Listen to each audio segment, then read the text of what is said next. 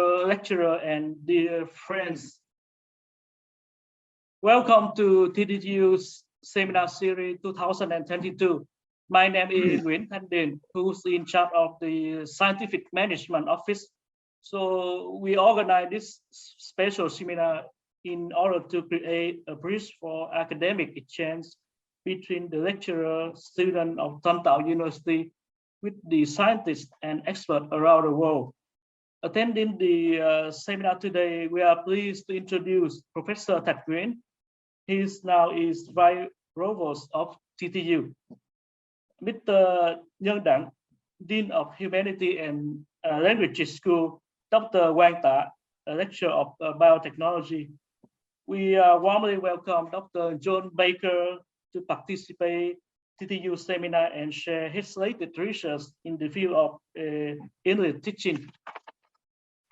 Dr. John Baker has worked with Writing and Self-Access Center and taught writing, ESOL, and literature in the U.S.A. and around Asian countries, including Korea, Taiwan, and Vietnam. His research interests include second language writing and reading and self-access writing center administration and the research methods. Especially, he regularly published, edits, and reviewed for several journals and has worked with the international and local book publisher. So today, we would like to welcome him to present a lecture entitled Understanding and Making Informed Choices About Pronunciation. Dr. Baker, please start your presentation. Thank you. Thank you. Thank you so much. I'd like to offer the provost a very big thank you. Thank you for organizing this. And I'd also like to thank the Board of Administrators, the Office of Scientific Research, the School of Humanities and Language, and generally the Tân Trào University team for doing such a wonderful job in putting this together. Can you see my screen? Yeah, not yet. Please share. Yeah. Yeah, we see it. Great. All right. So once again, I'd like to begin by thanking the Tân Trào University team, the provost, Dr. Nguyen. Thank you so much, Dr. Thạch Nguyen. The Board of Administrators, the Office of Scientific Research, the School of Humanities and the Languages, and of course the Tân Trào University team as a whole. Thank you. Ladies and gentlemen, my name is John Baker. I'm a professor of TESOL. My specialty is in writing, second language writing. I've had the pleasure of working with people around the world and in Vietnam, which has been very nice. A little self-promotion here. We recently did a new article on a literature review of the use of extensive reading. I'd like to share that with everyone. I hope that that may be of use to someone. It's about the history of extensive reading. Okay, this presentation today is about understanding and making informed choices about pronunciation. I'll try to make the participation interactive as possible, depending on our time. And if it's okay, I've taken some screenshots of some people that are in the room, and I'll try to add more. And I may ask you to participate a little bit if you're willing, and if you're not, that's okay. Okay. Let's go ahead and begin. I normally ask the beginning of the class how everyone is doing. And I spend about 10 minutes doing that. And then I show a video on contagious laughter to lower the affective filter and just generally raise the mood. I will share those in the chat box, as I shared earlier today in the chat box, all the wonderful videos that we're going to be watching today. Okay. And I'll put that in the chat box as we move forward. Okay. Well, in fact, I'll do that right now for everyone. There we go. Okay. So moving on. Once again, our focus today is on understanding and making informed choices. So the big question is, I mean, focusing on the learner, how do you want to sound in the World English platform? The days of British received pronunciation and American GA and this binary, I think, are gone. And we're embracing, and happily so, Canadian English, Australian English, New Zealand English, Indian English, Singaporean English. We're embracing all of these Englishes. Please let me confirm. Can you see the PowerPoint? Yes. Okay, Yes. super. The young lady who just said yes, I'm going to ask that question several times today. Would you be kind enough to answer me each time? For sure. It's my pleasure. Okay. Thank you. Okay. One of the best ways, I think, to improve one's English or any language, and I credit this to my speaking of Chinese and Spanish, and my desperate years of learning Korean, which never turned out well, is to get a good book on the language. And these are pronunciation books. And then to create a marriage relationship between that knowledge and a large amounts of comprehensible input in the way of film. I think film is a wonderful resource. And this is a film in British English and American English. So Peppa Pig is a nice one. Kung Fu Panda for American English. And then the Irish and Australian and Indian and South African Englishes. I think Trevor Noah has embraced South African and American English vernaculars quite well. Now we're going to come back and we're going to use Peppa Pig as an example. It's nice because it has it in Vietnamese and then it has it in English too. So if you watch it in Vietnamese first, you sort of get a context for it. Your background knowledge improves. I'll avoid formal discussions of linguistic terms here and use general ones. And therefore, you understand, you have a schemata. I'll go so far as to use the word schemata. You have the schemata of the vocabulary and the other things. And so you're ready to just focus on pronunciation. Okay. I'm going to show a lot of videos today, and I put them in the group. I've got about 8 minutes of video out of the 90-minute presentation. I hope that's not overwhelming, but it's pretty important. Okay, let's go. Here we go. How did we get here today? Well, I'm going to focus on general American pronunciation. The class that I teach focuses on World English's pronunciation, so we do a lot of them. But general American English we focus on for about 4 or 5 days, because each one of these colors is a different sound in English. It's a different kind of English. And I will talk about how all these Englishes evolved here. Way back in the day, a long time ago, in in Old English, and then Middle English, and then modern English. Incredibly diverse in Okay. terms of Britain evolved. Okay. Britain evolved. And can you see a YouTube video right now? Can you Yes, play- John. Okay, can you great. play- Young lady, yes? Yes, I can see the stream, but I don't know whether you can play the video or not. accents, and it Here we just go. so happens that I can do many of these accents as my party trick. So come with me as I take you on a guided tour through all of the accents and archetypes of Great Britain. Hi, I'm Siobhan Thompson, and this is Anglophenia. And what I'm speaking right now is RP, received pronunciation, or, your standard BBC English. It's spoken across the country, generally by middle, and upper class people. Think of Martin Freeman, Benedict Cumberbatch, or, most of the presenters of BBC News. So, good evening. It's 9 o'clock, and this is the news. I'm very important. Heightened RP is generally only spoken on film and television now. So you're going to think of Nell Card or the Dowager Countess in Downton Abbey. Oh, Gerald, I do love you, but you're so terribly, terribly poor. Now, London is the accent that most people outside of Britain can recognise. You know, that classic lock, stock and two smoking barrels. Get out of my pub! Go on, get out of it! Shut it, you tart!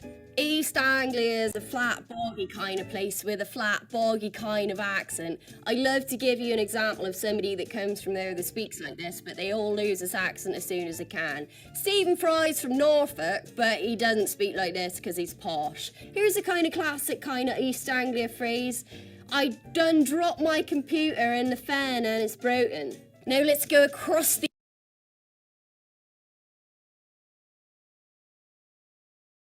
Okay, so that's a very nice example, okay? And without spending the full 4 minutes, I invite you to do that on your own. By the way, young lady, can you hear me now? Yes, I can. Okay, can you see the PowerPoint? Yes. Super, okay. So what happened was the British came to America in about 1604. That's about 420 years ago.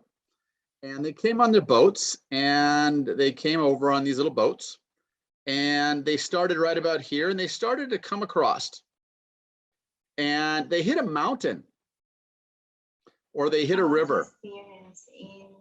And every time they hit a mountain or a river, the language stopped, and it didn't really grow much. But other people went around, and they changed the language until we have all these different kinds of Englishes. And then something kind of exciting happened. In about 1804, I'm sorry, not 1804, about 1820, we started to get a huge amount of immigration coming to the United States. And let's see if I can do this with you. Here we go, hold on.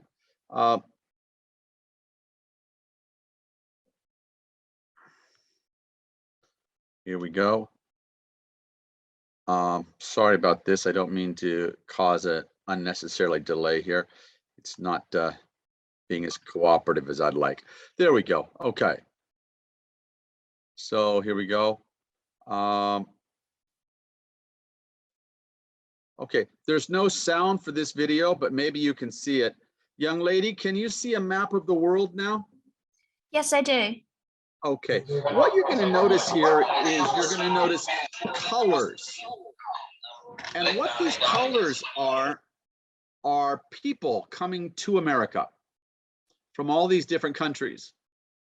And as they came to America from all these different countries, they added to the language. They added vocabulary, they added pronunciation, they added all the things that we come together to describe accents and dialects and pidgins and all the other things that make up our vocabulary regarded to pronunciation.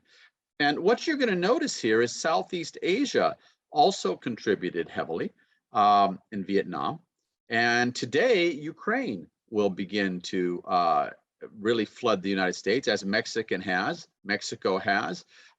Every time we get a large influx of immigrants coming in, they bring the beauty of their language and their culture into the country, and they change it. And they change it in great ways. And as you can see, Asia has strongly influenced the language. And then, of course, Europe, okay. Africa got into the game there, okay. And what we find is we have a global melting pot of the language. And that's really exciting. Okay, so what happens is you have to make choices about how you want to speak, okay? And I'm going to show you right now a video, 4 minutes, and it'll be the last video of today, okay? It will be the last video of today, but it's an important one, okay? Here we go.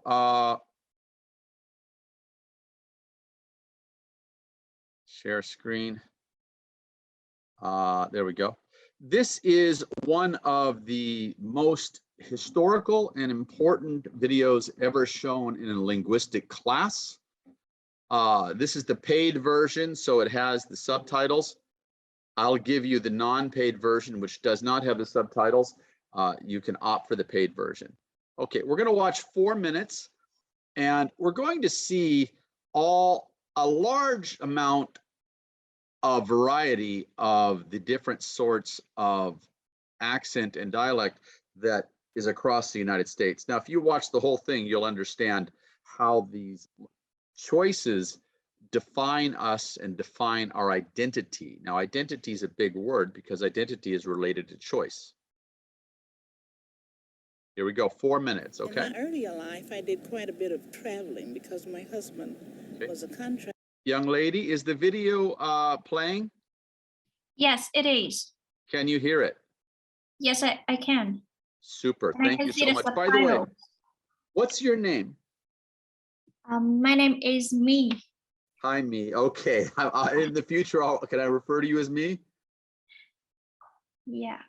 Okay, thank you. Okay, here we go.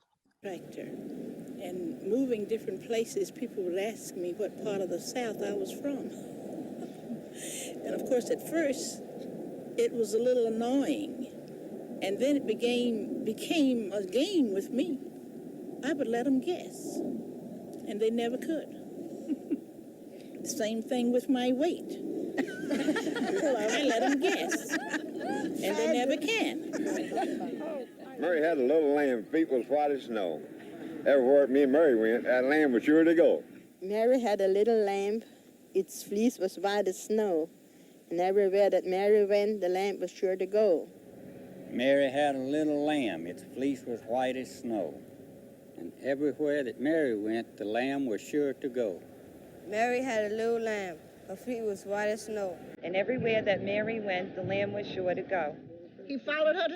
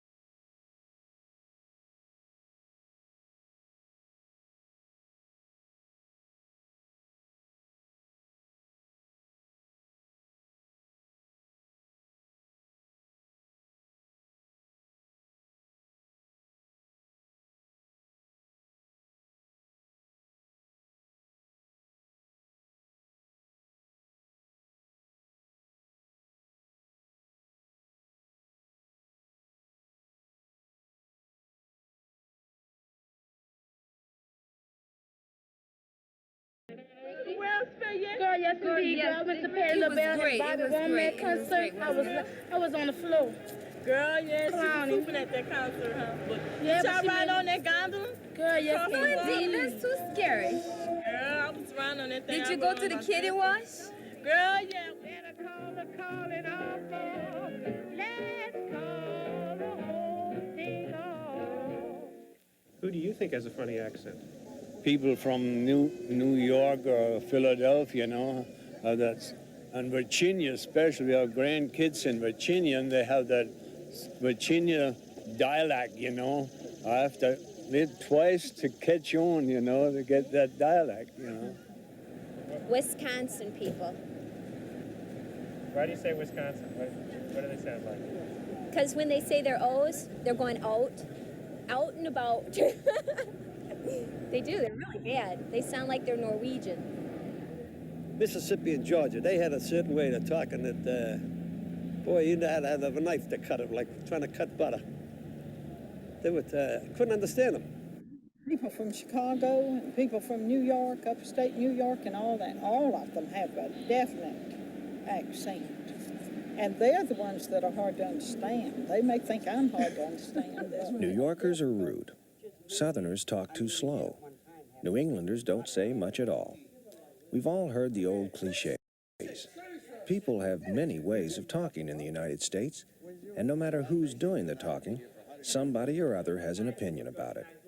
After all, it's one of the most important ways we size each other up. It's like a vibration thing. You know, it's not too much what they say out of their mouth, it's how they say it. You know, because, you know, you can meet a person for the first time and automatically draw an opinion, I'm not going to like him. We're not going to get along together. And you don't know him from Adam or Eve, just from what he has said and how he has said it out of his mouth. When someone expresses an opinion about the way somebody else talks, he may be making a judgment.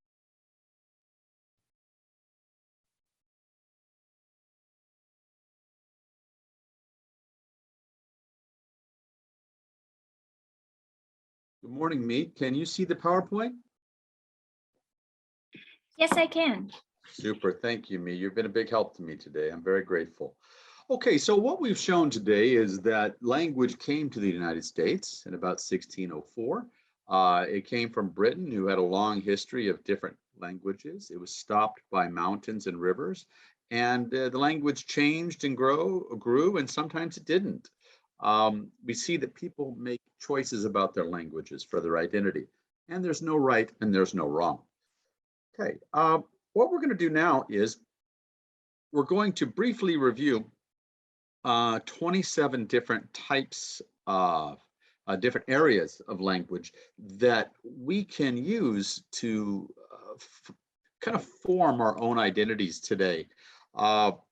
There are more. I personally like around 33 in the course, but 27 are probably the most common, easy to go through. Now, there are building blocks. There are about 26 letters in the English language.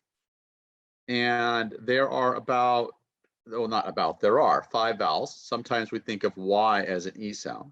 There are 21 consonants, and there are about 40 different sounds. 15 of these are vowel sounds. Now, these come out as vowels and diphthongs. They also come out as consonants, okay, which is kind of nice. Okay. Now, vowels can be thought of as lax vowels, diphthongs, and semivowels, tense vowels. And consonants can be separated into voiced and voiceless consonants. Now let's talk about voiced and voiceless consonants. Sometimes if you touch your throat right here, you'll notice that it vibrates or it doesn't. For example, b, t, d, k, g, v.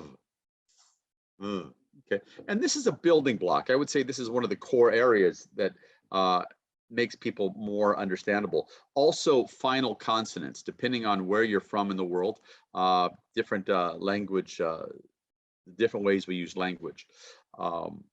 Okay, now, if we look at Peppa Pig, and I'd like to, I can show the video here, but I think I'll avoid doing that. I'll let you go ahead and take a look at it.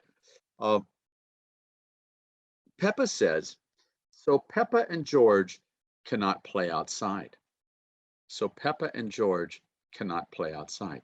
So J is a voiced consonant and D is a voiced consonant. And S and P and K and T and P are unvoiced consonants. So we have, so Peppa and George cannot play outside today.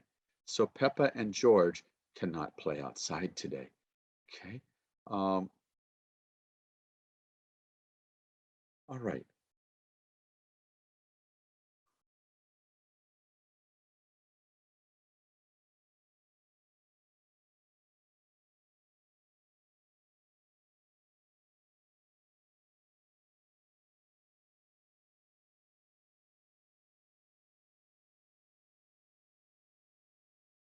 Van, are you here today?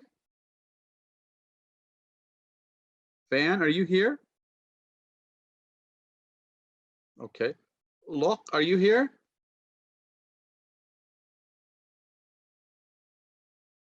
Okay. Van, are you here?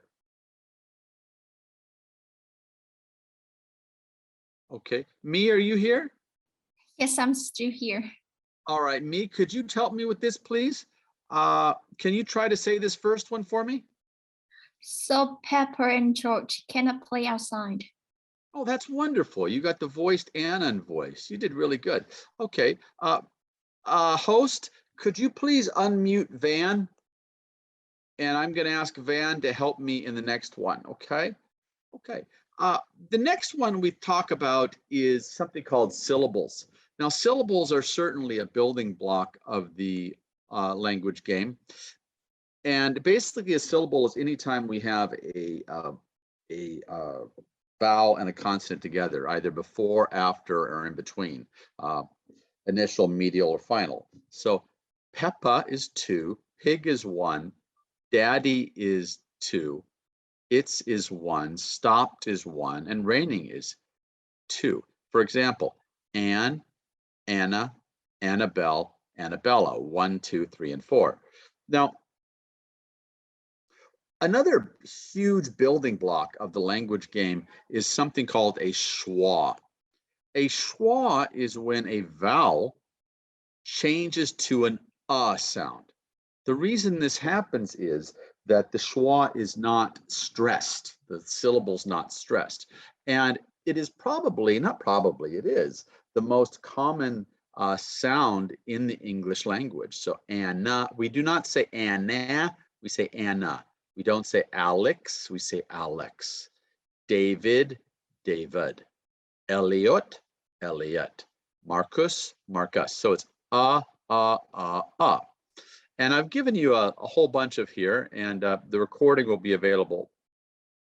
Now, I borrowed this list from the website, this one, so I left a credit down here to the group that put it together. And they've done a really nice job. They've done a beautiful job. Okay, so let's see if Van is unmuted, and Van can help me out here. Van, are you here?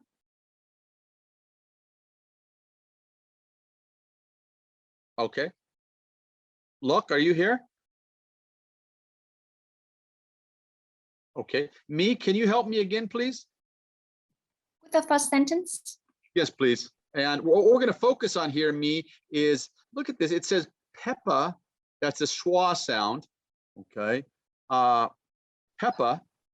And then we have tull and we have So Peppa likes to look after. That's a t sound too, by the way, and I should have put it there. I apologize. And I'll explain why later. Little and brother. So Peppa likes to look after her little brother, George. Your turn.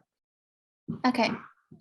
Pepper likes to look after her little brother's George.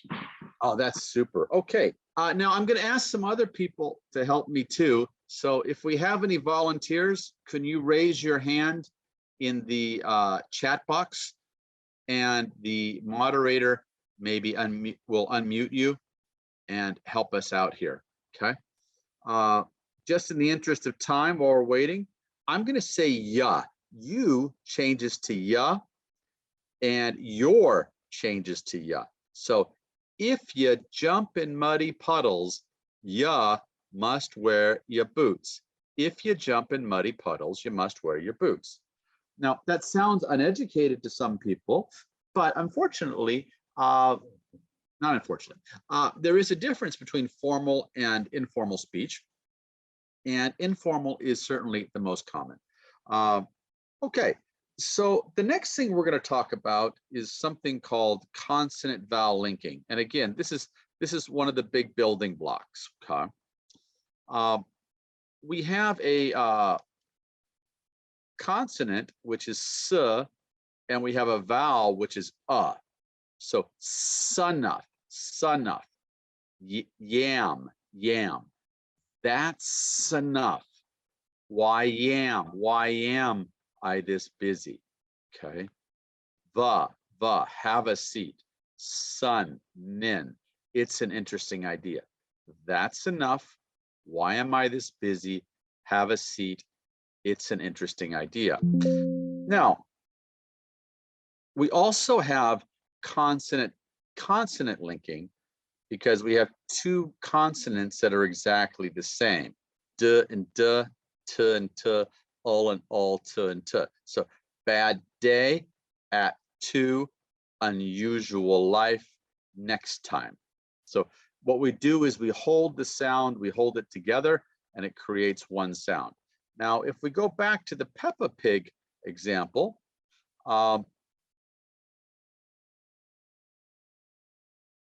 okay, hold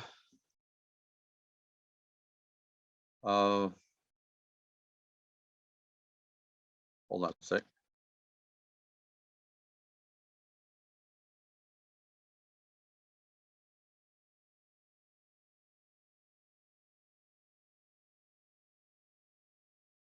Okay. So I'm sorry, I was typing there to the chat box. So na long, run along, run along. Okay. Now there's one also here. Okay. You, run along, you two. Okay. Because the U really is a vowel sound. So run along, you two. Okay. And down here we have the two sounds together. Out to, and there's a schwa there, which I'll explain later. Out to play. Okay, I see no other volunteers, and that's okay. Me, would you please be my very helpful person today? Actually, I can help you to call the students. That would be great. Could you just ask 1 or 2 or 3 who would be willing? Because unmuting and muting takes a long time. Maybe just have like 3 people unmuted and I can call their names. All right. Kimpton, are you there? Can you turn on your microphone and say something?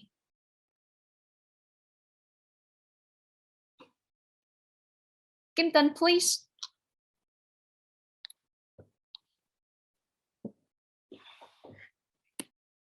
All right. I don't know why. That's no problem. Let's keep moving on, and in the interest of time, and let's can we just say this in Vietnamese if it's possible? Anyone who would like to volunteer to speak, I would be very grateful. Can 2 or 3 people please volunteer? Hi, I can be the volunteer. Okay, great. All right, so what's your name? I'm John, your advisee. Oh, hey, how you doing? All right, ladies and gentlemen, I'd like to introduce Twin, my advisee for one of my master's students. Wow, hey dear, how are you? Good to see you. Okay, so Twin, would you please read this for me? Run along, you two. Run along, you two. Very good. And out to, out to. Can we go out to play? Can we go out to play? Wonderful, wonderful. Twin is doing a very exciting, very, very difficult statistics-based thesis, and I'm very excited about it. Okay, now we're going to talk about thought groups now. Now, thought groups happen every time that we change the language, right? Every time that the grammar changes. So, you know, independent clause, you know, I'm sorry, dependent clause, independent clause, and the like. So once upon a time, there was a beautiful princess who lived in a big castle with her father, the king, and her mother, the queen. Even though she had everything she asked for, she was not very happy. So there's a little stop in our speaking here. So for example, we don't say, if you jump in muddy puddles, you must wear your boots. We don't do that. We go, if you jump in muddy puddles, you must wear your boots. And again, it's ya and ya. Okay. Now, the rate of speech is very important. As the film said a moment ago, how fast you talk will be interpreted by others. So if you speak too fast, they'll say, well, you're not very honest. Okay. But if you speak too slow, they'll think you're kind of stupid. So there's a big discrepancy, and I would say a little bit of discrimination against East Coast and the Midwest. But both of them are very smart and both of them are very honest. It's just an interpretation, and frankly, a wrong one. Okay. The next thing we need to talk about are reductions of. Now, if we have if we have the of before a consonant, it changes to the schwa, lot of fun. But if it has a vowel, such as in ice cream, it uses the full form of. So lot of fun, lot of ice cream, lot of fun, lot of ice cream. Super, super. Twin, are you here? Yes. Okay, Twin, have a go at this. Okay. Tessa and George have a lot of ice cream on their faces. Great. So Twin just focused on the sound, the of v sound. Now, Twin, can you do it without the v? Just a lot of fun. Okay. Peppa and George are having a lot of fun. Lotta, right? Just the vowel, Lotta. just the vowel. Yeah. Super. Good job. All right. Now, the next thing we're going to talk about, guys, is something called the reduced H. Okay. And I'm going to ask for some volunteers here. Okay. What we do is every time we have an H, and it's often a pronoun, but sometimes it's not. Okay. The H disappears. So what as, has, as, what has happened, what does. We add, not we had. So it's we had, we add, we had, we add. What's he, what's he, what's he, what's he. What has happened? If only we had known. What's he want? So if he, what's he, what he, is her, is her, that's his, that's his, what's her, what's her, should have, should have, why has, why is, where had, where'd, when her, winner, could have, when he, did he. So here we see the her. Peppa likes to look after her little brother George. Okay.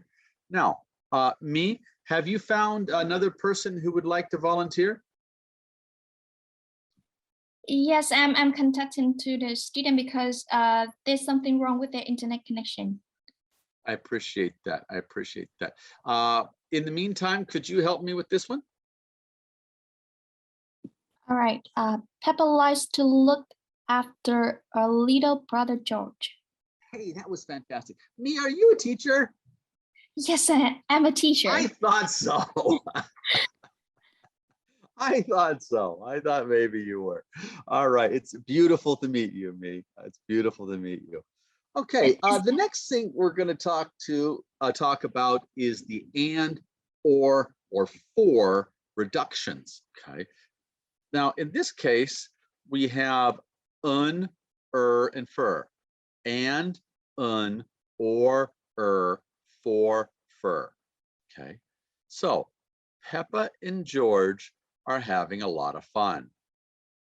I must check if it's safe for you. I must check if it's safe for you. Okay. So pass the salt pepper either Monday or Tuesday. What's for dinner?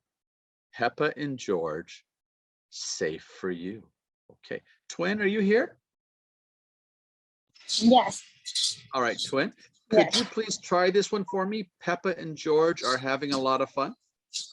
Okay, sure. Oh, noisy here. Peppa and George are having a lot of fun. That's great. Okay, we're going to make it nice and smooth. So Peppa and George. Okay. Can you try this one? Stop, George. I must check if it is safe for you. Good. You did wonderful, Twin, as always. Beautiful work. Thank you. Okay. The next thing we're going to talk about is the schwa. And please recall that I mentioned this was probably the most common sound in the English language. And this is the phonemic symbol. This is the IPA symbol. It's upside down E. Okay. Ta, ta, to, ta, to, ta, to, ta. Okay. There we go. To, ta. So George likes to jump. George likes to jump. George likes to jump. George likes to jump. George likes to jump in muddy puddles too. Okay. And down here, we have the have to, have to, have to, have to. Okay. And we can also do it with has to, has to. So George likes to jump in muddy puddles too. Peppa and George have to take a bath. Peppa has to take a bath. George has to take a bath. Okay. All right. Me, could you try this one for me? The second, right? Yes, please. I'm sorry to put you on the spot so much. It's my pleasure. Thank you.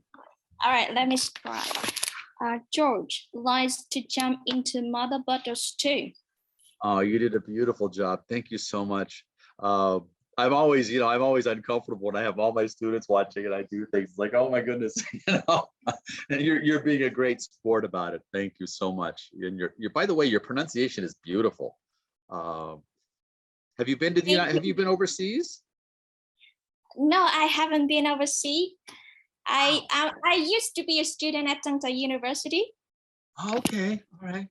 Yeah, your pronunciation is excellent. Okay, let's try this together. Pepper and George have to take a bath. Pepper and George have to take a bath. Hey, that's beautiful. Thank you so much. I'm very grateful. All right, so the next one we're going to try is something called got to and gotta. And again, please notice the schwa. I mean, the schwa is just, it just keeps recurring over and over. So Peppa and George have gotta go home now. Peppa and George have gotta go home now. Okay. And then we have another one that doesn't have the schwa. This is don't know, dunno. Don't know, dunno. And there's a reason for this, because the T usually disappears after an in sound. So Peppa and George have got to go home now. Peppa and George don't know what time it is. Okay, Twin, are you here, dear? Yeah, still here. All right, super. Can you try this one up here, the first one? Okay. Yeah, Peppa and George have got to home now. Wonderful, Twin. Can you try the second one? Yes, Peppa and George don't know what time is it. Oh, that's beautiful. Yeah. Thank you so much. Thank you so much. All right. Now, here is a whole bunch of very interesting things. Going to is something that we teach in elementary school textbooks as gonna. And that's true. That's how we do it. That's how we do it. Okay. So we have Peppa is gonna jump into the muddy puddle. I wanna jump into the muddy puddle. So going to, gonna, want to, wanna. Now over here, well, maybe this is just a good place to put together here. Okay.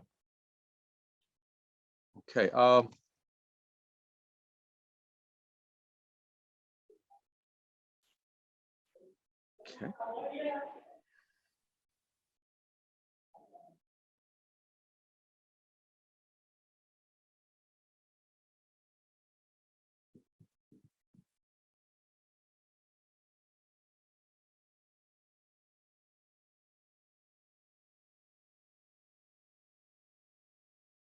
Everyone is very shy today. That's okay. No problem at all. I apologize for coming back to you again. Peppa is gonna jump into the muddy puddle. I wanna jump in the muddy puddle. Can you try it?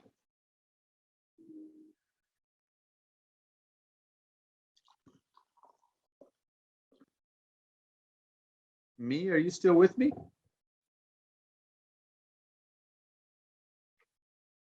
Can Or anyone maybe hear I me? can help, or maybe I can Oh, help. super. Who are you? I'm talking right now. I'm Hui. I'm Hui. Hey, Hui here. hey, buddy. Good Hi. to see you. Good to see Oh, you. man, Sorry, it's this good to is see you.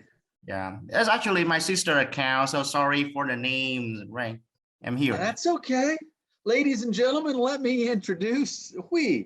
Hui was a graduate student who produced a wonderful paper and recently published a paper.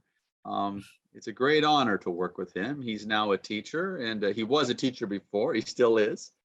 And he's also a very good friend. I'm so happy to see him today.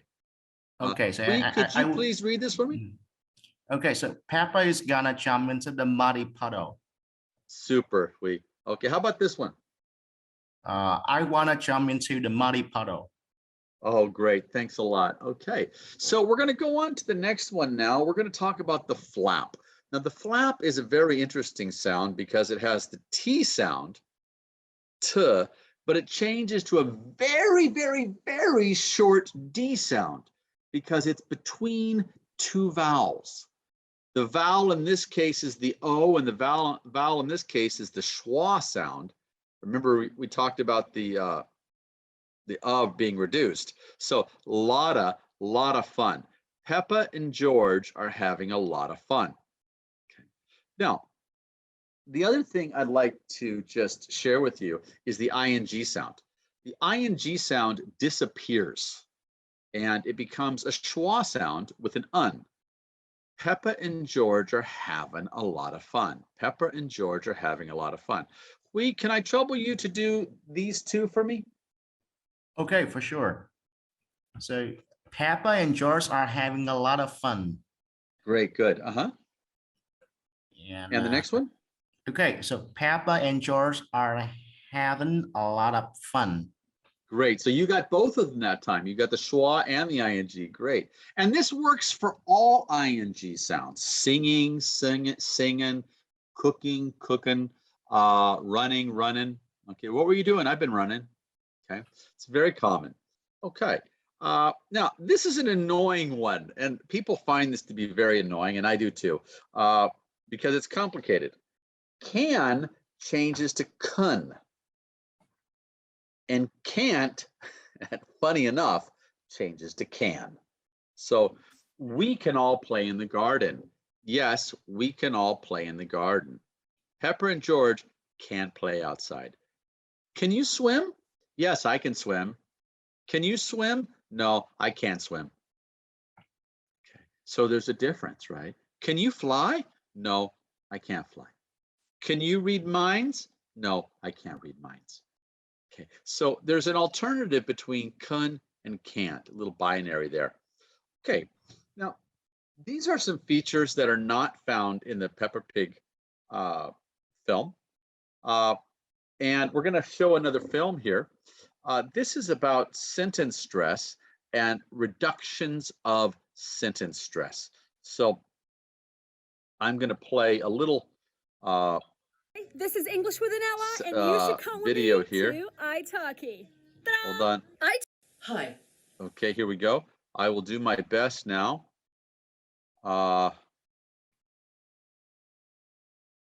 There we go. I'm doing pretty good. It's working out for me. Okay, me, can you see the YouTube video? No, I can't. You can't. Okay, that's All right, now I can see. I can see. You can see it. Okay, you can see it. Okay. All right. Can you hear it? If you listen in when people are speaking. Yes. Okay, super. All right, here we go. In English, you will notice that their use of words isn't entirely democratic. Some words seem to be more important than others. These words get a louder stress. They're more emphasized, whilst the unstressed words have to squash into the spaces in between. Sometimes this leads to two words being horribly mutilated by being joined together. This is because English is a stress-timed language. Red dot voice. Sentence stress and word stress give English its distinctive rhythm. Most sentences are made up of two different types of words. There's the content words. These are the important words that carry the information. And then there's the shorter, usually shorter, structural words that help pad out the sentence and give it grammar and make it make sense. I've written out a sentence here using just the content words. Looked. Hi, I'm Adam.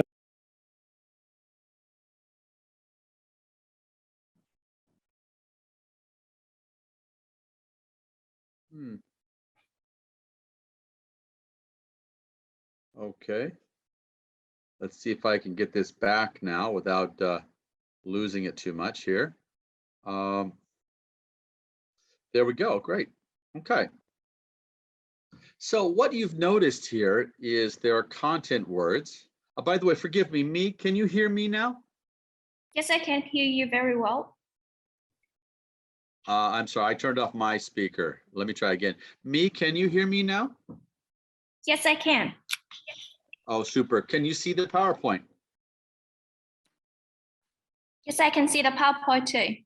Oh, super. You're doing great. Okay. So we have content words and we have function words.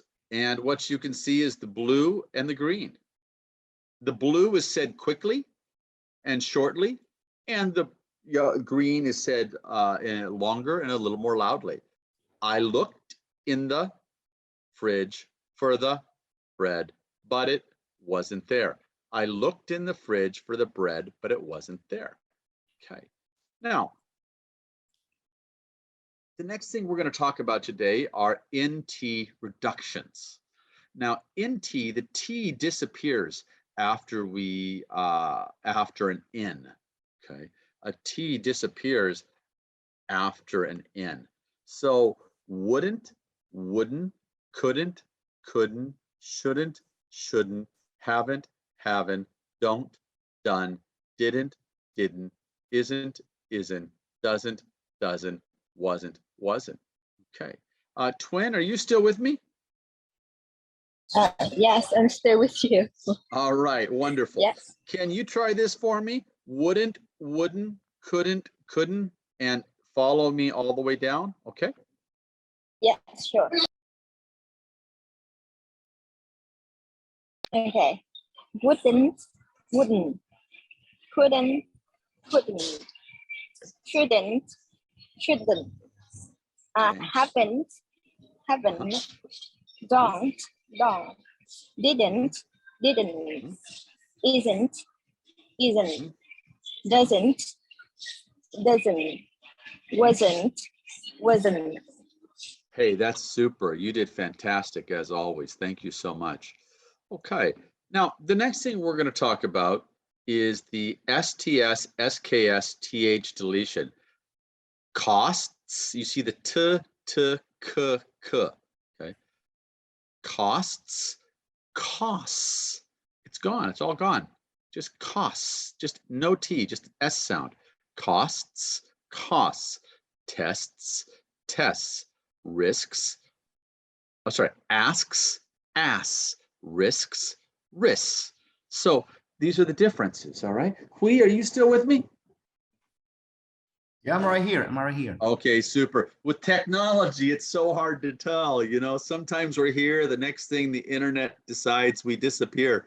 Okay. All right, can you try this one for me? The arrow are you pointing at, right? So costs, okay. costs, A, B, Costs. C, and D. Okay, cost, task, ask, risk. Very good. So you got this second column. You did great. Thank you so much. All right. The next thing we're going to talk about is a little harder. Now, this is the TH sound, but it actually becomes a T sound. This is a TH sound, but it actually becomes a K sound. And this is a TH sound, but we just have the F. So months, strinks, twelfths. Months, strinks, twelfths. Okay. All right. Months, strinks, twelfths. Me, are you here? Yes, I'm right here. All right. Would you have a go with this? months, strengths, pros. Oh, hey, that was great. That was great. You know, I'll tell you, I know how hard pronunciation is. I speak Chinese every day. And I actually teach one class in Chinese. I teach the entire class in Chinese. And it turns into a comedy show sometimes because of some of the funny things that I say. And people look at me and go, what did he just say? And I kind of laugh too, because I make the wrong sound. Okay. Okay. Is there becomes there. Is that becomes that. There, that. There, that. Is there, there. Is that, that. Okay. Twin, could you accompany me on this one? Yeah, yes, sure. Okay. There, that. Great. Okay. Can you try the full form and then the reduced form? So is there, okay. there, is that, that? Huh? Yeah. Okay.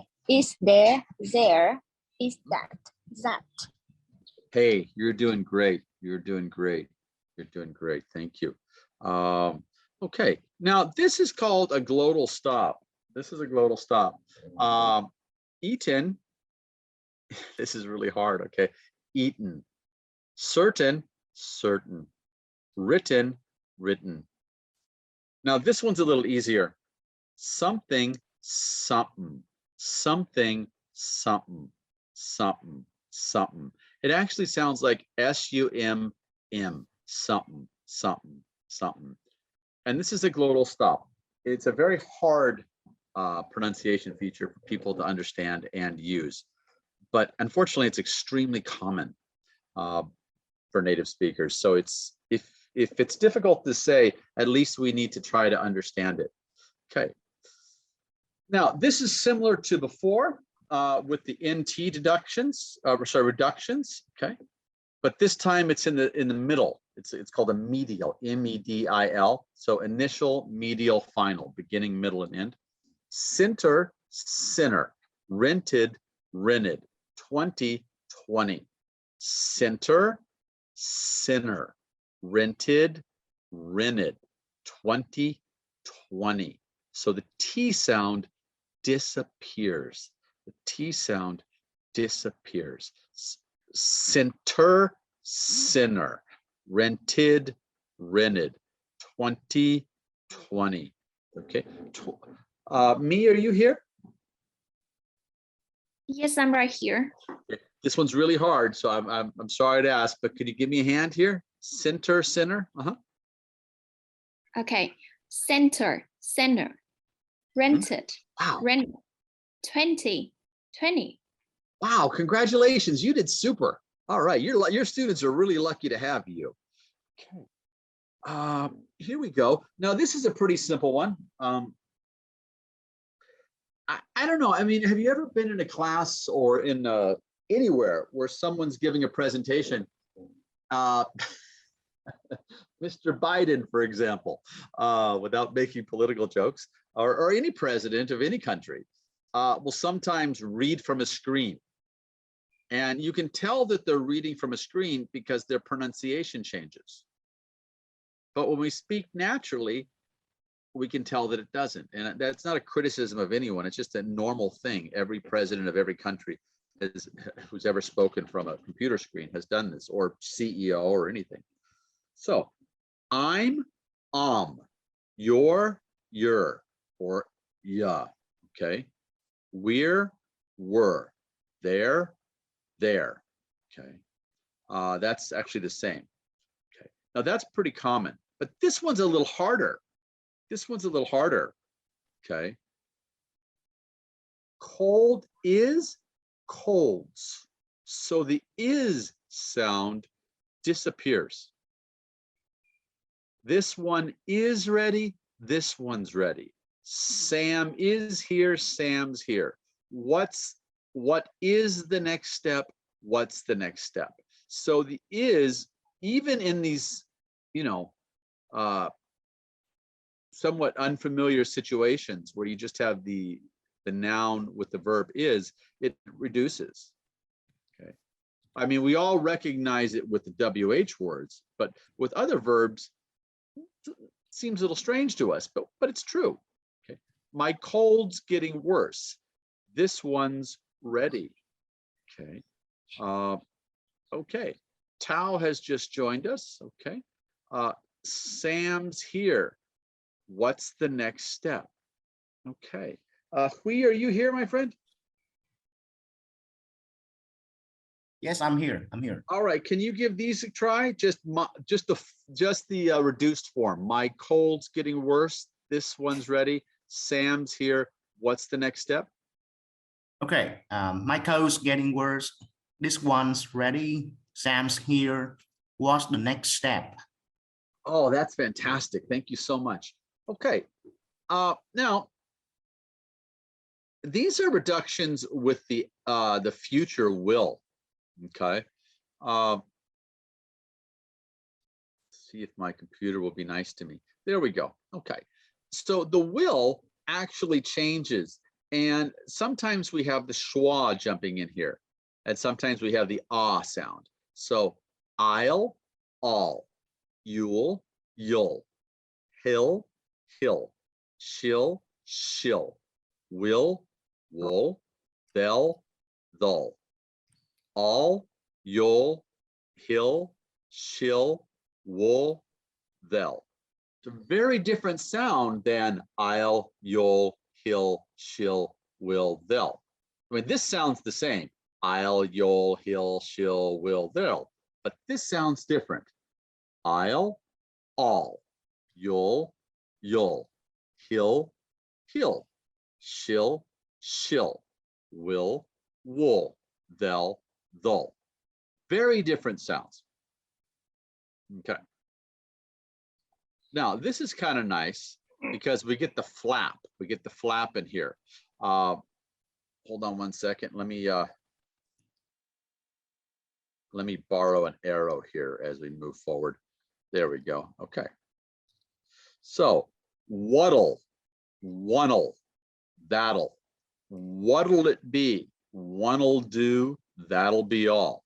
What'll, who'll, which'll, there'll, one'll, when'll, how'll, where'll, it'll, and that'll. Now, these are very different than maybe we're used to. And this even works with names, okay? John will go, John will go. Who will do the dishes, my wife asks? John will do the dishes, okay? Nancy will know, Nancy will know. Nancy will know, Nancy will know. John will go, Nancy will know. Okay. So there we go. All right. Now I'm going to go back to you guys now. And we're going to look at the reductions with have, has, does, and did. Now, what I'm doing today is I'm giving a full 18-week pronunciation course in the scope of 45, or scope of 90 minutes.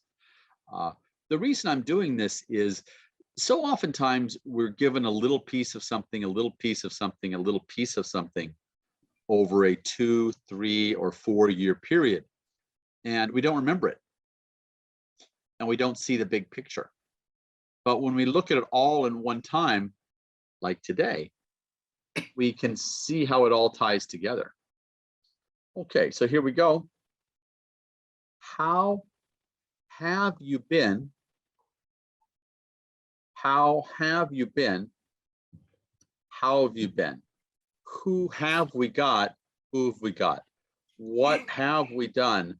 What have we done? Okay. All right, Twin, are you with me? Yes. Yes, I'm All here. right. Can you try this one for me? Okay. How have you been? How have you been? Uh-huh. Who've we got? Yes. Who we got? Okay. What? And Wait, what have we done? What have we done? Wow, someone's able to draw green lines on the computer. Wow. We are very interactive. I don't know how that happened. That's exciting. Technology's fun. I know. Did you do that? I don't know, or maybe when I saying, I did that like unintentionally. No, but that's wonderful. You and I are both editing the same document at the same time. That's exciting. That's okay. You go ahead. This is wonderful. Thank you for teaching me something new. All right. So here we go. I should have known. I shoulda. I should have. I shoulda. I must have. I musta. You could have. You could have. Now we studied the and the of sound before. This is another example. I should have known. He must have gone. You could have got. You could have asked. They must have arrived. They must have arrived because there's a vowel sound right there. Okay. Shoulda, musta, could have, musta. Okay. Now, me, are you here? Yes, I'm here. Okay, help me out with this one. I should have known. I should have known. He must have gone. He must have gone. You could have asked. You could have asked. They might have arrived. They might have arrived. Okay, your turn, please. All right. I should have known. He must have gone. I could ask. Sorry, you could ask. It's okay. And they might have arrived. Wonderful. You're doing great. Thank you so much. That's a big help. Okay, this is another example. And a little while ago, I said the IS reduces to a S sound. Now I'm going to say that the has and the does and the is, they also reduce too. When's it arriving? When's it arrive? He's never been here. Karen's got time. When is it arriving? When does it arrive? So when is it arriving? When's it arriving? When does it arrive? When's it arrive? He has never been here before. He's never been here before. Karen has got time. Karen's got time. Okay, so this is a nice example. This also happens with the had, okay? So where and the did, I'm sorry, and the did, okay? So where did that happen? Who did do that? Okay, who did do that? I'm sorry, would. I'm sorry, this is a would, I apologize. Where did that happen? Who would do that? Where'd that happen? Who'd do that? Okay, now let's move on to something that is a little more difficult, okay? This is a little more difficult. Sorry about that. Okay, this is called would and had. That would be great. That'd be great. That had been done before. That had been done before. It had better be ready. It had better be ready. Now, this is kind of nice because we see these nice reductions right here. Okay. All right. I don't know how those wonderful dots got there. I think it's awesome. Okay. All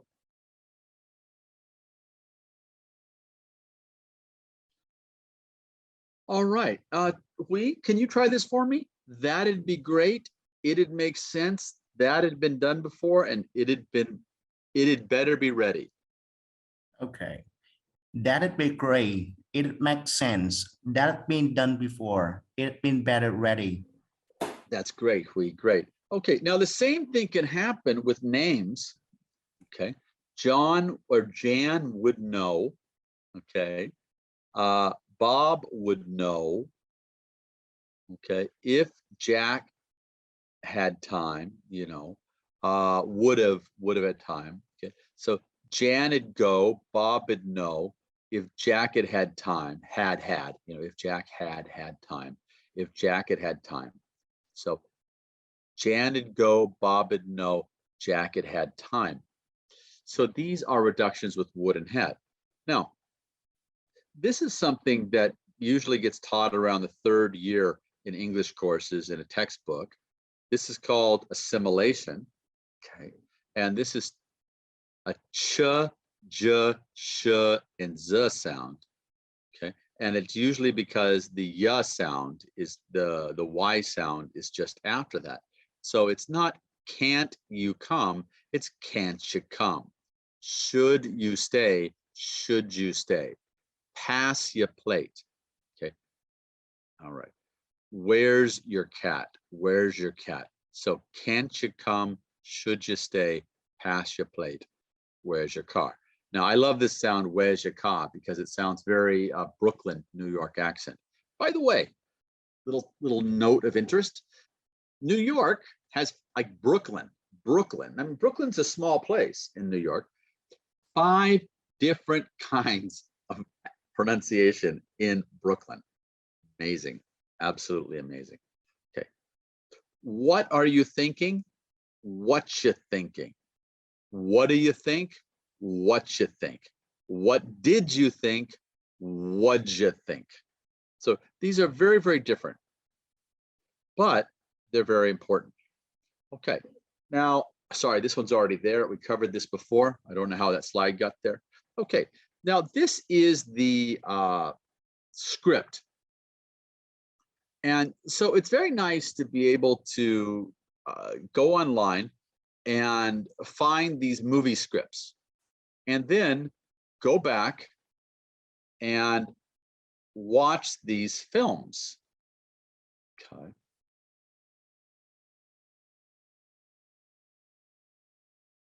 So you can go back and watch these films in British English or American English or Irish English, Australian English, Indian English, South African English. And then you can download these scripts and then you can mark the all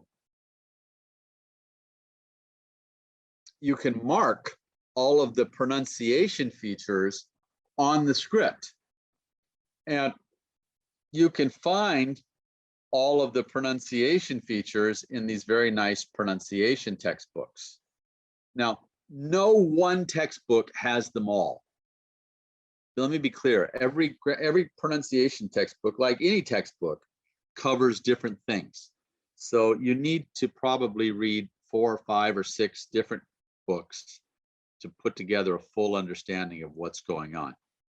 So my suggestion for a combination is, number 1, get some good pronunciation books. 2, get some good films. 3, get some scripts. Think about the American pronunciations or the different world pronunciations you want to go. And then answer the big question, okay? How do you want to sound? There is no right answer to this question, okay? No one can tell you you're wrong in your pronunciation. Your pronunciation's yours. If you can be understood, okay, in different countries. So for example, when I go to Britain, they don't understand me sometimes. When I go to different countries, they don't understand me. And when they come here, I don't understand them. But luckily, we're getting better at this and we're starting to understand each other more. So you get to choose how you want to sound. There's no right, and there's no wrong to this. But, sorry, I'll go down to the last page here. The purpose of this presentation is to understand and make informed choices about your pronunciation, okay? Informed means you know the rules and you make decisions about how you want to sound. All right, that brings us to about 8 or 10 minutes of just general conversation and questions, okay? If you want to know a little more about the research that I do, there's a link right here to ORCID. It's on there. It's kind of easy to find me. I'd like to thank once again the Board of Administrators, the Office of Scientific Research, the School of Humanities, and Taiwan University. And I know Andy is very humble, but I would like to thank him on at least verbally for all the friendship, support, and kindness that he shows me on a daily basis, both as a colleague and as a friend. And I'd also like to thank and congratulate Hui on such a fantastic thesis and a great paper that he published, and his continued work in Be It ESOL and Horizon ESOL and all the other organizations that he works with.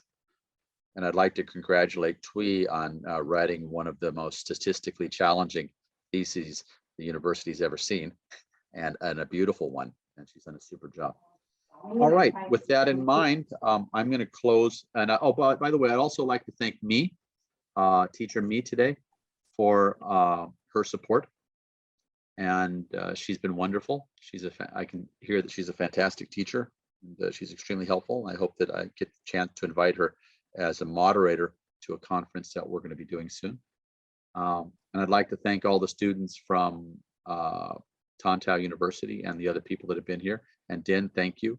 And I'd also like to reach out to the provost and say thank you to him as well for today. If I've missed anyone, that's my mistake for just getting old. But I do want to wish everyone a big thank you and a very inclusive thank you for today. All right, thank you very much. Any questions, any discussion? Yeah, thank you very much, Dr. Baker, for your impressive and excellent presentation. So now I would like to invite Mr. Andy Young to be a moderator for Q&A section, and he will be summarize the seminar today. Please, okay. Mr. Andy Young.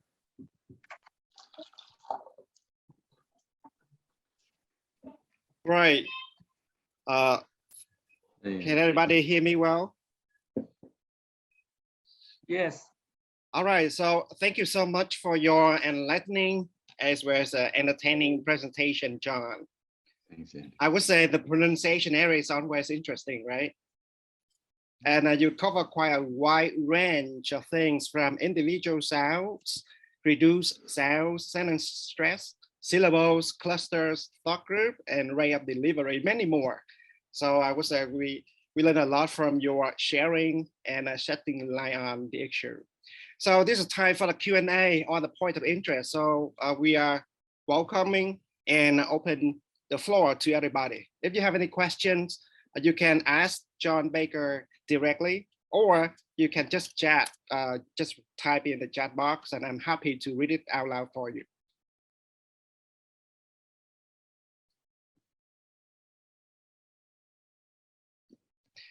All right. Hello, John, again. Hi. All right. So while waiting for the questions from the audience, so can I ask you a question then? Sure, buddy. What's up? So I guess everybody seems like there's a big tendency for the Vietnamese learners to focus much more on English acquisition. And the question that worries them a lot, and most of them going to ask, that is, how can I improve my English pronunciation? Or you can see that whether I should sound like native-like or it should be just intelligible. So what advice could you give them on that? Thank you. I think number one is relax. Right. Just relax. This morning or this afternoon, I'm going to go out and I'm going to order lunch. And I'm going to speak to a Vietnamese person. And I'm going to speak Chinese to her. Mm-hmm. And I'm going to order my lunch. Fantastic. And she's from Vietnam, and she owns a restaurant. And we have to speak Chinese to order the meal because she's in a Chinese speaking environment. Now she's a second language speaker and I'm a second language speaker, and my pronunciation is not perfect and hers certainly isn't either. But it's perfect for us because we understand each other. And that's the win. That's the bonus right there. Okay. There's no perfect pronunciation. There's no such thing. There are many different kinds and they're all okay. As for learning pronunciation, learn the rules. So at least you can know what's going on, you know. And the other thing is get wet, jump into the water, swim. Right. Now, I promise you one thing, you'll never watch a movie the same way again after today's presentation. you're going to go to the movie theater tonight with your friends or your family or your partner, and you're gonna stop, say, hey, syllable, schwa, schwa. And this is going to trouble you for the next couple of years. I probably ruined the movie experience for everybody. Okay, but I hope that's a helpful answer.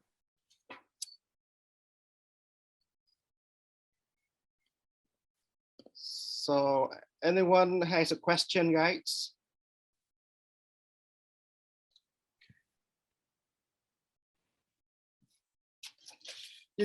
John, you did mention many things that may help the students in improving their pronunciation, like choose a good book, a good movie to watch, and even like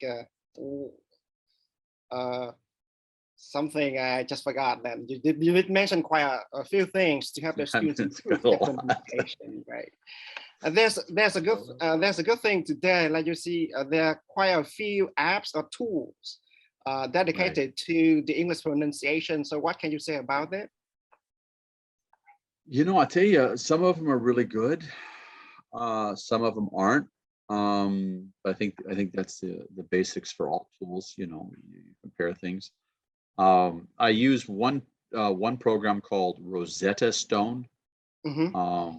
It's grown and changed, but they have a pronunciation feature where they match my pronunciation to a model, and they give me a little thumbs up or thumbs down on how I'm doing. That's nice, I suppose. That's nice. Now I like dubbing contests. Universities sometimes have dubbing contests, and you guys might want to think about this. It's fun. You get a film, for example. I don't know what's a nice usually animated films. The one with all the minions, Despicable Me, for example, and the students try to speak along with the characters. Shadowing. Shadowing, right. That's a big one. I think that's a big one. But then you learn to talk funny, like the minions. Right. And it's fun. It's a nice contest, and you know, you get 4 or 5 teams doing it. You make a nice day of it. So. Right. Yeah, I hope that's helpful. It does, yes. Anyone else has a question? Can I invite Mr. Hui? Hey, Hui. Are you still there, Hui? Yeah, I'm still here. Thank you very much for joining us today. So you have a question for John regarding the pronunciation issue there.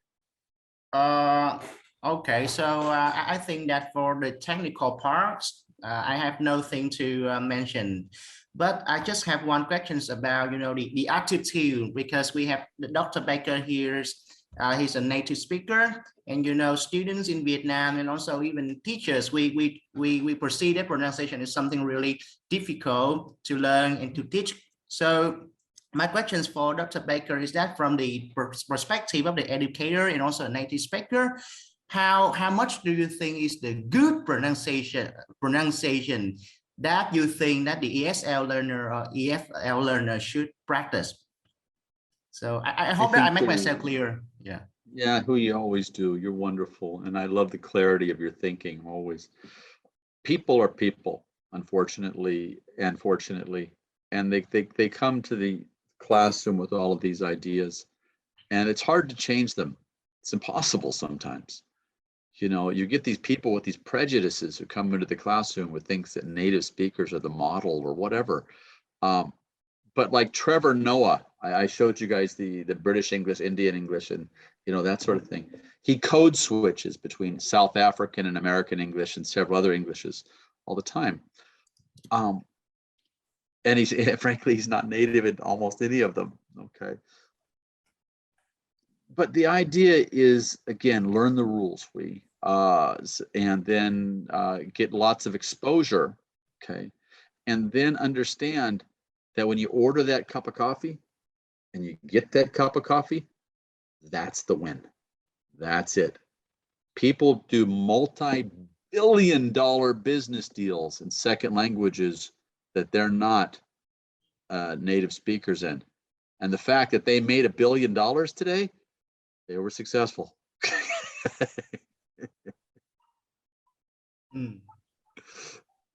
All right, thank you for your beautiful question as always. And when I come home this summer, let's do a lot together.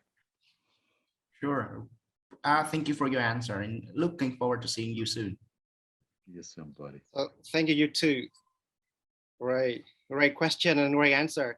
I don't know, but can I just chip in here from my perspective as a learner, as a teacher myself? Sure. I guess this also depends on the purpose of the learners, right? So if you want to be the moderator, like the operator, the call or telephone operator, you should be sounding like native speakers. Otherwise, and even the teachers as well. Otherwise, okay, the level of intelligibility really matters to make yourself understood, huh? Anyway, can I invite some other guys? If you still have the questions there. Let me share a story with you, Andy. A scam artist called me the other day on the telephone, and he knew how to talk to me. He talked to me just like my daddy talked to me from Midwest of the United States. He had that nice, slow drawl, very honest. I enjoyed listening to him. He was from India. What he did is he used an application that he spoke into or he typed into, or whatever he did, and he got it to sound like the area that I wanted him to be from. And he was trying to scam me out of some money as a donation to an organization that he thought that I would support. Okay. And I listened to him for 4 or 5 minutes, and I almost believed him. I really honestly did, until I got online and started doing some research. So there are, and I don't mean to point him out as being from India. He could have been from anywhere in the world. He could have been from Japan. He could have been from Korea. He could have been from America. I'm just saying he was from India. But there are pronunciation reduction courses that call centers use, okay, that are very effective. And they get people to reduce their pronunciation into what we call a general, like, for example, general American. The telephone operator, which if you watch that film that I sent you, American Tongue, she is on there. Okay, the telephone number is 777-7777. She is on that video that I showed you. Okay. So there are pronunciation reduction courses that one can take if that's the goal. And I have students who speak British English in my classes, and it's so interesting to hear that coming from a Vietnamese mouth, you know, right, or an American accent or an Irish accent. So, kind of cool. Very cool. Yes.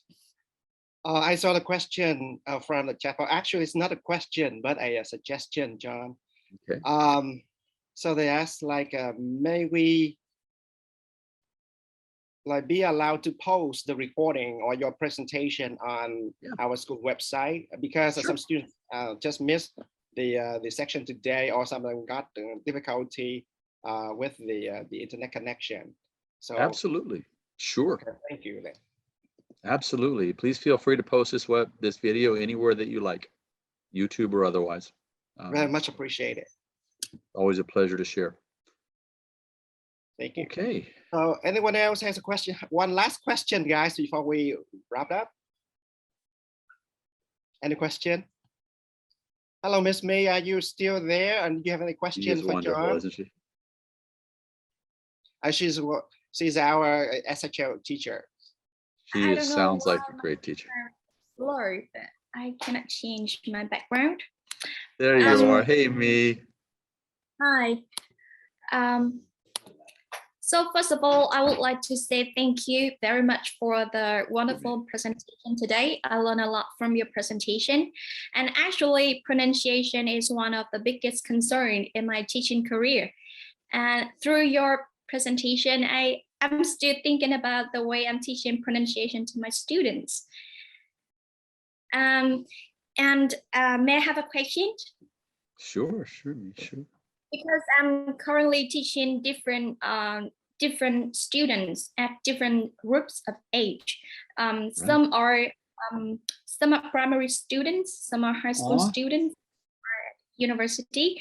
And I don't know whether age factors influence the way they pronounce English. I understand. So- You're talking about the critical age theory. We've been debating that for the last 20 years. I don't think the debate's finished on that. And I want to be very careful about chiming in on that. There's an enormous amount of research in the early days that pointed out certain ages, and we've since had quite a few very good research studies that have raised some questions about, about that. My goal, my statement is we just keep trying. And we may or may not be harder as we get older, and I'll let the research that's continues to go on in this area try to answer that question. But personally, at my age, I still study second and third languages, and I do make gains in my pronunciation.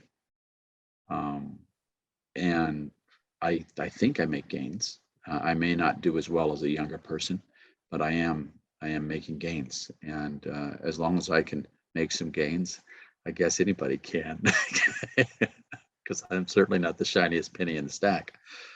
But so let me summarize that answer. There's a lot of research on that. Okay. And the research isn't finished. So all I can say on this is keep watching the research if you're looking for an answer.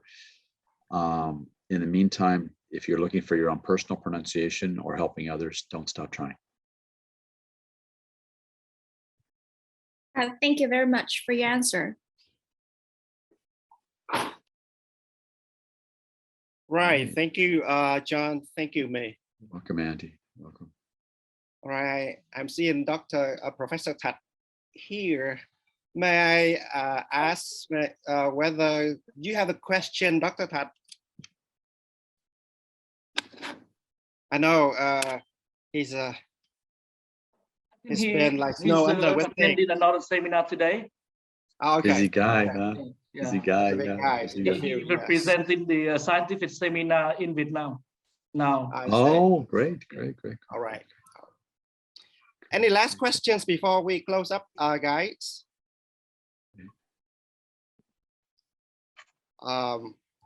Otherwise, okay. So I guess it's also a good time then. The presentation section lasts around like more than 1 hour and a half, more than longer than what we expected. Anyway, thank you so much again, John, for your presentation. The topic. I'd like to extend an invitation too, Andy. There's a conference coming up that I'm helping to organize. I'd be helping to organize. I'm part of the organization committee. And you guys have all been wonderful. And it would be an honor if you and Dan, and we and Twin and me might consider coming as moderators or in some other capacity. Right. It'd be a great honor to see all of you again. That's coming up in December of next year. Yeah, I'm so glad to hear that, John. So I would say I myself, and I think the audience here also want to learn more from your expertise. And that's very so may I suggest then, could you please add our group to your seminar tour? I will. Because you're always welcome and expected. And we hope there's some sort of cooperation, between the university, specifically the School of Humanities and Languages, and you in the time to come. And we highly appreciate your presentation and your time and your effort today. And we'd like to send you the certificate of merit. Oh, thank you. I'm sorry for the fact that that kind of paper is not made available yet, but I will send it to you via email. Okay. All right. So thank you so much again for a wonderful topic and valuable time dedicated to us this morning, man. So and on this occasion, I also like to thank you all the participants on the audience, the head of the research center and the research center itself organizing this seminar series. And we got a good time to hear and share and be shared from the experts in the field. So thank you again very much, everybody, and have a great day today. All right. And we'd love to have you join us sometime in the future, very soon. Thank you. Looking forward to having lunch. Okay. And have a good lunch, by the way, guys. So bye Okay, for now. guys. Until Looking next forward to time. seeing you and having lunch together in Vietnam. Okay. Yeah, thank you. Right now, we just have a lunch online or virtually, and we look forward to the having lunch on site then. All right. Bye-bye. Okay, bye for now. Thank you. Until Bye-bye. next time. Bye-bye, everybody. Bye-bye. Bye. Bye. Bye-bye. Bye-bye. Bye-bye. Goodbye, teacher. Bye-bye, everyone. Have a Bye-bye. beautiful day. Thank you. Bye-bye. Bye-bye. Bye-bye. Bye-bye. Bye-bye, Bye-bye. guys. Bye-bye.